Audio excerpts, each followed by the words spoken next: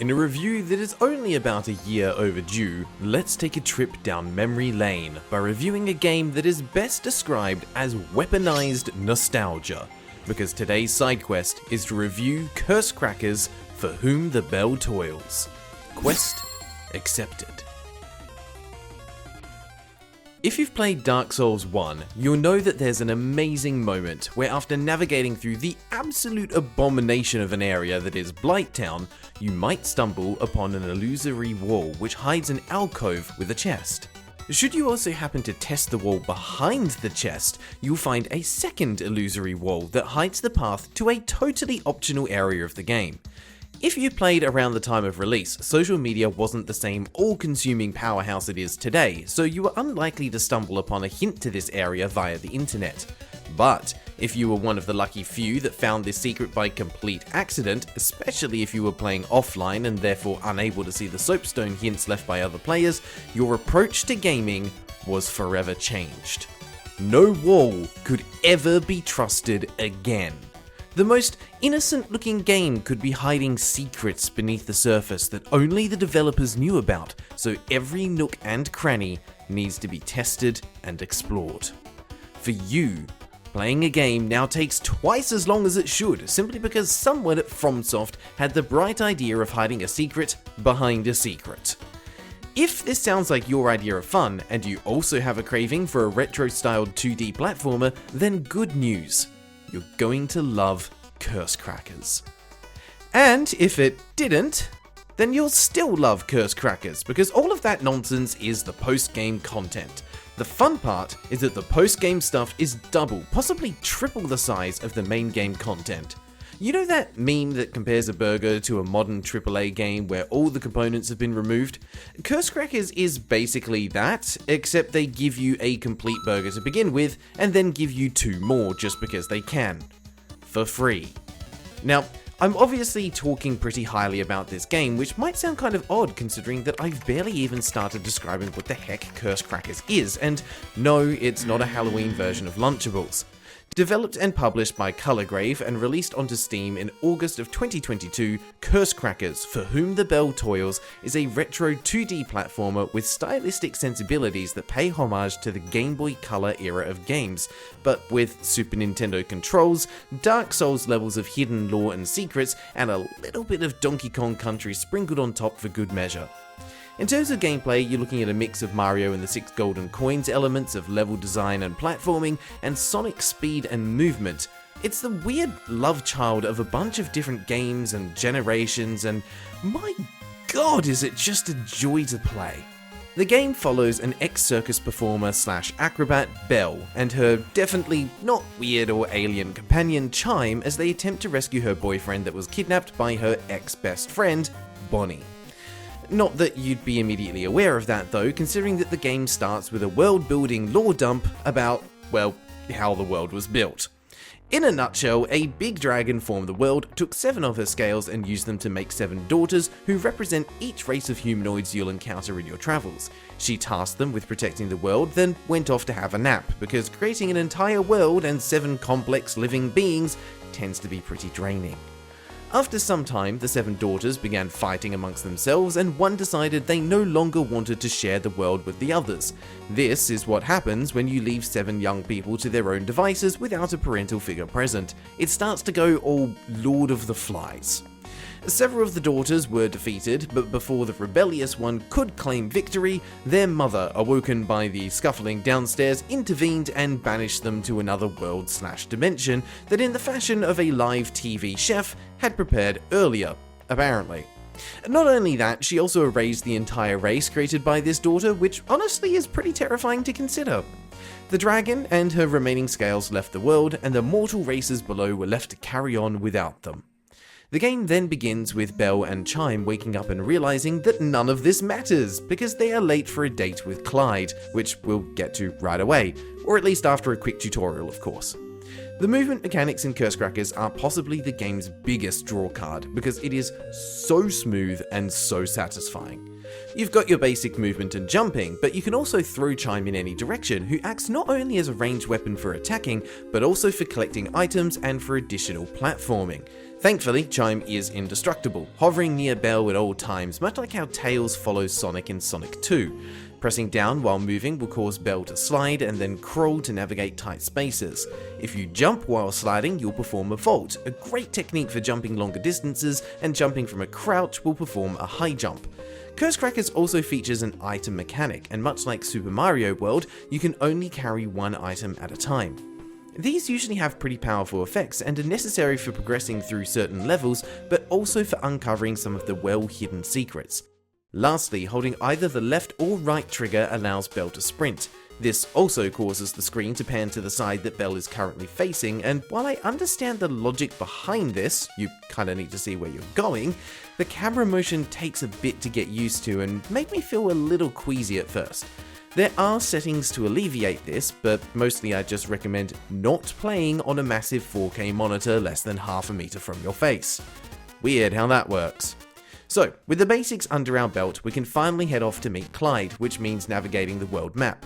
This will be where you move from level to level, and I was expecting this to be similar to something like Super Mario World, where everything is connected by a path, because you can literally see it on the map. But no, exploring the map is entirely free roaming, and one of the many ways they managed to stuff some extra secrets in, like this area next to your home, that will eventually serve as a hub for accessing all manner of power-ups that you'll unlock throughout your journey.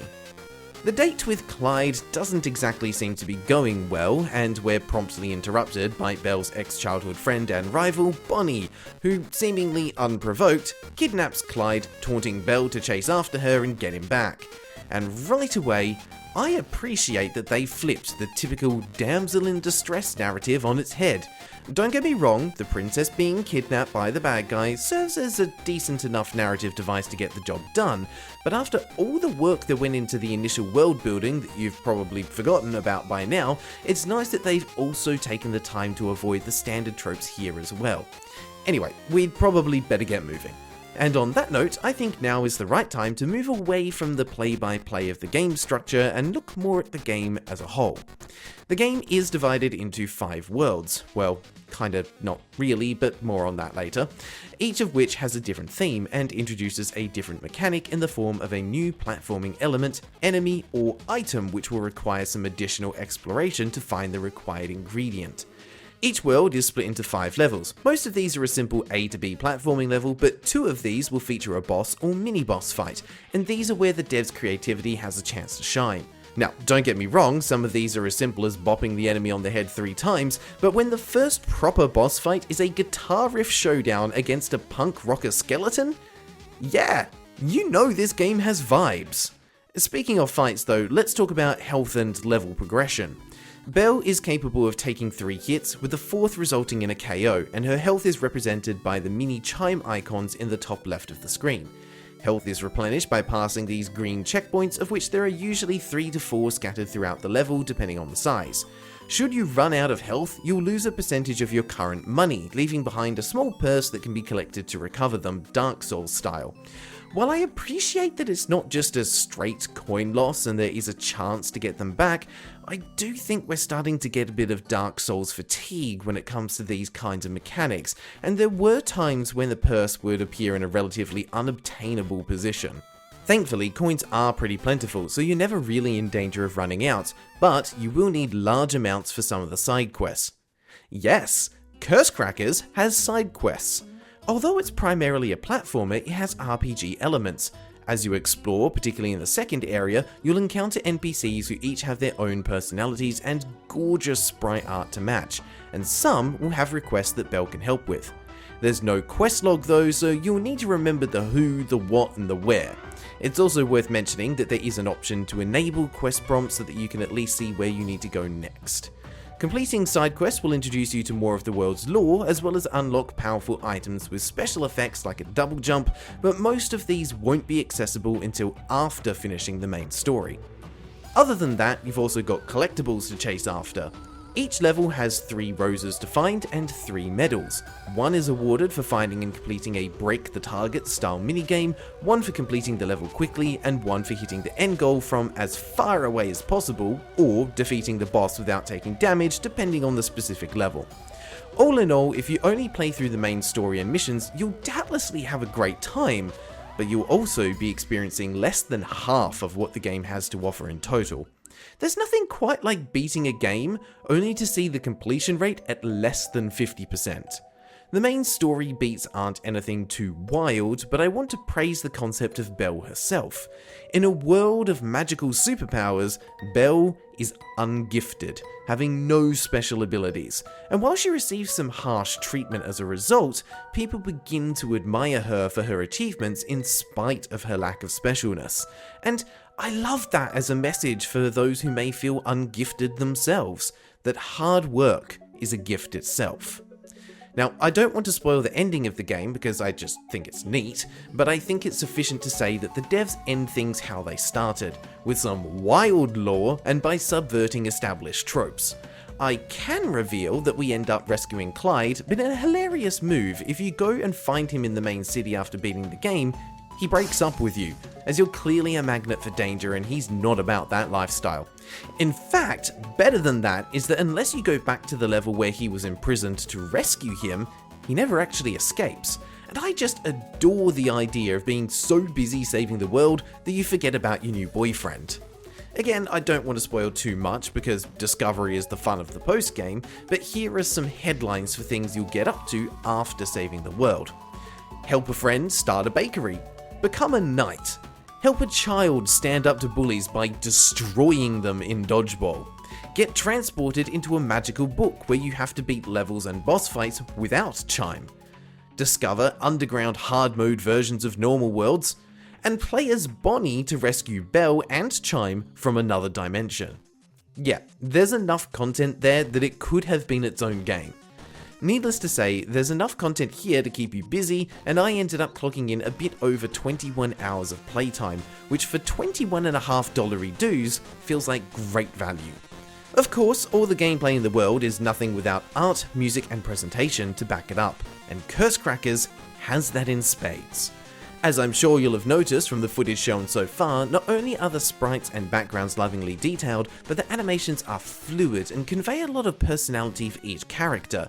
I was personally impressed by the backgrounds, which make references to nearby landmarks on the world map and simply have more layers than expected, creating a wonderful sense of depth to the world. This combines with the music, which blends retro chiptune sounds with some clean modern instrumentation to create a sense of nostalgia by mixing the old with the new. The music did take a while to grow on me because I initially found it a bit repetitive. This is because levels 1, 2 and 3 of a world share the same music, while levels 4 and 5 are a remixed version that adds more instrumentation. The underground versions of worlds also reuse the main melody for the world, which actually creates a lovely sense of identity to the levels, as each world clearly has their own theme and melody. Just have a listen to the music in the variations of the second world as an example.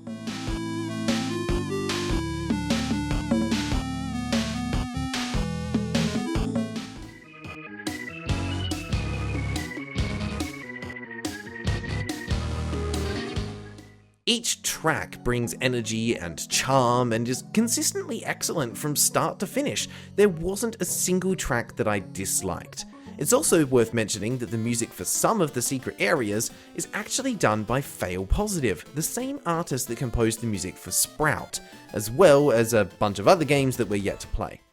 The repetitiveness of the music due to hearing it on consecutive levels could still be seen as an issue though, but I eventually realized that no, it's me that's the problem. And it's all because I was playing the game wrong, at least for the first time through. For a game that tries to convey a sense of urgency, I was playing it far too slowly. Yes, there are secrets to discover, but save them for after beating the main game. The level design in this game actually borrows ideas from 2D Sonic games. No, you won't find a loop-de-loop anywhere, but the way platforms and enemies are perfectly spaced to allow you to bounce from one to the next, chaining them together like some kind of heat-seeking slinky with how smooth and fluid it feels. You could argue that the small field of view negatively impacts this though, and to an extent I'd say you're right, but you do get used to it pretty quickly. It's also alleviated somewhat by the fairly generous invincibility window after taking damage, where it's possible to cover large distances without fear of losing more health. It's difficult to describe, but the rhythm and flow state that you get into when zooming through a level is simply excellent. And it's just as well, because if you're old enough to have completed the Platinum Relic trials in the original Crash Bandicoot trilogy, or something similar, you'll know how painful it can be having to replay a level over and over and over again just to shave off the final seconds needed to get the best time. Thankfully, there are no tiered rankings for the time trials, and while they felt pretty achievable, I do have two minor complaints. Firstly, although there is an item you can equip to make a level timer appear, I couldn't find a way to see what the par time is, which would have been helpful to know. Secondly, while the majority of levels felt pretty fair to beat, one specific level did not, as it required beating a boss in a rather unexpected way. As far as I can tell, it's the only boss that can be killed like this, and there weren't exactly any clues either. I almost put a third thing on this list, but after sitting on it for a while and mulling it over, I realised I'm okay with it. And that is that from the world map, you can't see all the collectibles you have or have not found yet. The UI shows the medals and roses, sure, but it doesn't show the library books, ancient swords, or lost souls. And this upset me. Until I realised they included an in-universe way to see this information. If you head to the main town and visit the bathhouse, you'll find a selection of different soaps to use. Each one represents a different world, and the mirror in the bath steams up to reveal the collectibles log for that world. It's also a nice way to allude to worlds you may not have found yet, as after beating the main game of 5 worlds, there are clearly extra soaps that don't match up with your game experience yet. So yeah, after taking the time to soak it in, I'm on board with this, as I felt I gelled with it more than expected. It's just a shame you have to pay 100 coins every time. One thing that didn't gel with me was the font choice. I know, it's nitpicky in the grand scheme of things, and I think it says something when the biggest gripe I have with the game is font choice, but even so, I think this is worth calling out. At first, it looks fine, very 90s RPG-esque, but the problem is the readability. I found myself misreading things, and I still don't fully understand why. I think it's the mix of slanted and non-slanted letters, the lack of symmetry within letters, or just several stylistic choices that blur the edges or corners of letters. Does it look good? Sure. Will people with reading disabilities have a hard time? Probably. Font choices aside, if all of this has been sounding pretty interesting to you, then I have one final tidbit to leave you with. This is a world, a universe, that the devs are passionate about.